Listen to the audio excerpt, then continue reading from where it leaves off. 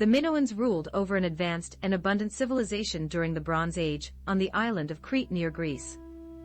A 1980s Knossos expedition by the British School of Athens excavated a mass grave of sacrifices, particularly children, and even unearthed evidence of cannibalism.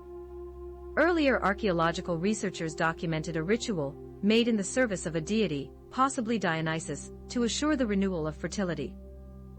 There was clear forensic proof that their flesh was carefully cut away, much in the manner of sacrificed animals. In fact, the bones of slaughtered sheep were found with those of the children. Further analysis revealed that the children appeared to have been in good health. The available evidence points to a case that the children were slaughtered, and their flesh cooked and possibly eaten in a sacrifice. In a sanctuary near Knossos were the remains of a 17-year-old boy. His ankles had been tied and his legs folded up, while he was placed on an altar. He had been ritually murdered with a long bronze dagger, engraved with a boar's head that lay beside him. Another ancient Greco-Roman custom was the Ver Sacrum, or sacred spring, whereupon a city would sacrifice everything that was born that spring. Whether they be animal or human, they were usually offered to the god of war and protector of agriculture, Mars, in order to relieve some calamity. The ancient city of Carthage, now present-day Tunisia, was founded by the Phoenicians in the 9th century BC. During this era, some families would make a vow to kill their child if the gods would grant them a favor. For instance, that their shipment of goods was to arrive safely in a foreign port. One of the gods to require sacrifices was the bull-headed humanoid, Moloch. His idol typically showed his arms outstretched over a fire, onto which the sacrificial child is placed, to be cooked to death, if still alive. According to the Greek philosopher Plutarch, those who had no children would buy ones from poor people. All the while, their mothers would remain silent during the transaction, as part of the ritual, for should she utter a single moan or let fall a single tear, she had to forfeit the money, and her child would still be sacrificed nevertheless. Afterwards, the sacrificial area before the Moloch idol was filled with a loud noise of flutes and drums, to drown out the wailing of some of the parents who couldn't help themselves, as well as the cries of the unfortunate children who were still alive. These rituals were also performed in nearby Phoenician colonies, in what is now modern-day Sicily, Sardinia, and Malta. Throughout Carthage, cemeteries exist that combines the bodies of both very young children and small animals. Archaeologists have argued that if the animals were killed in said ritual, then so too were the children.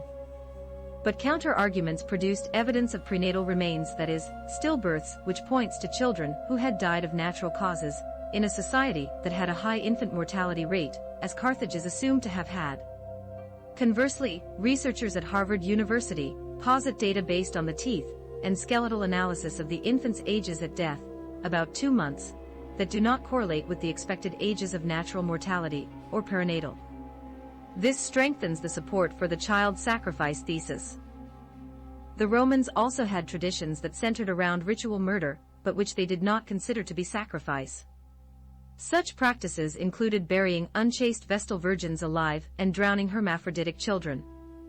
These were seen as reactions to extraordinary circumstances, as opposed to being part of Roman tradition. Vestal virgins who were accused of being unchaste were put to death, and a special chamber was built to bury them alive.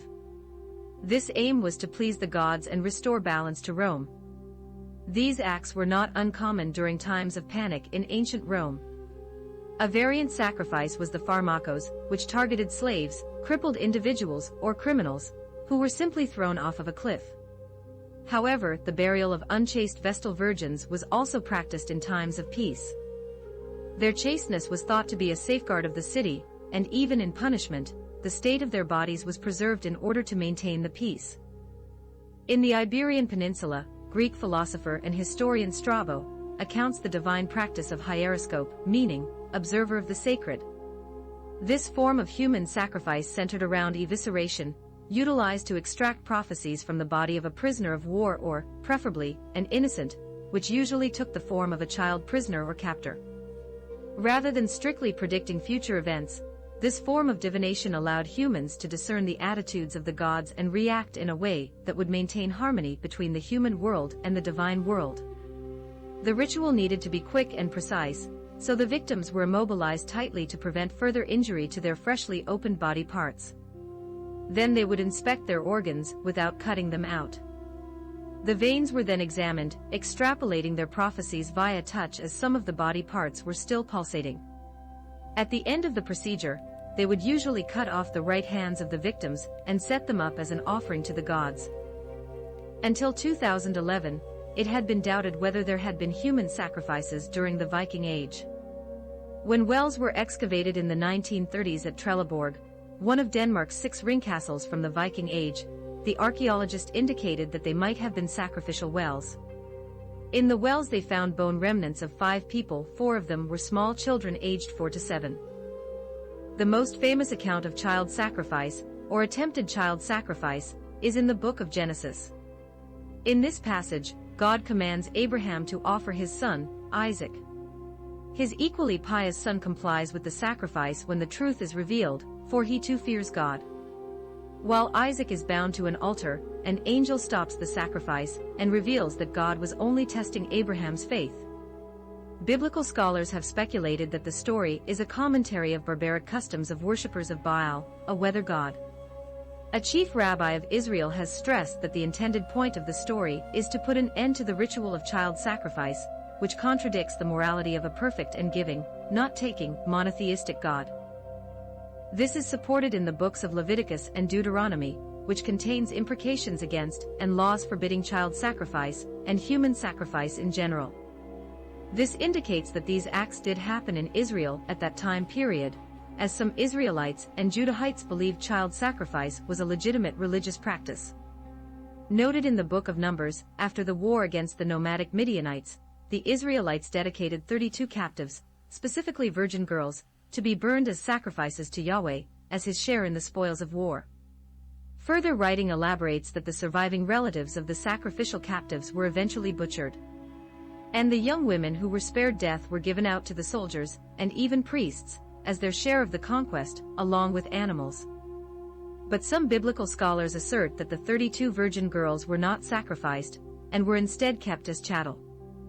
In the book of Jeremiah and Ezekiel, the 7th century king, Josiah, of the kingdom of Judah, sought to put an end to the notion of a God who desires human sacrifice, as it appears to have been commonplace in Israelite military culture.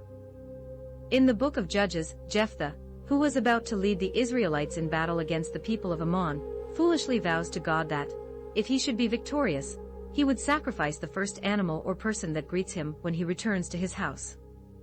Unfortunately, it is his beloved daughter that first greets him, dancing in procession of his triumph. Distraught, he reveals the vow to his daughter. She surprisingly abides to follow his vow, and he allows her 2 months to live her life. On the fateful day, she was taken to Yahweh's altar, or tabernacle, where she was killed before the sacrificial protocol was to commence. While not explicitly written to refer to a human sacrifice, the ritual of the tabernacle was as follows. The animal's blood was carefully collected by a priest and sprinkled on the outside corners of the altar. Unless the animal was a bird, its corpse was skinned, with the skin kept by the priests. The flesh of the animal was divided according to detailed instructions given by the sacred texts, the Talmud, and would then be placed on a wood to be burnt. The altar was constantly on fire, due to the large number of sacrifices carried out daily, and slowly burnt. By 950 BC, the tabernacle no longer served a purpose after the erection of Solomon's temple in Jerusalem. Thus, the rituals of sacrifice, all forms of sacrifice, fell out of favor in Europe and the Near East. Pliny the Elder adds that human sacrifice was banned by law by 97 BC, although at this time it had fallen out of favor with the culture, that the decree was largely symbolic. This coincided with religious transformations of late antiquity, facilitated through trade and technology, that has now preoccupied our world. And thus, this hopefully ended all forms of human sacrifices. At least in the literal sense as far as we know.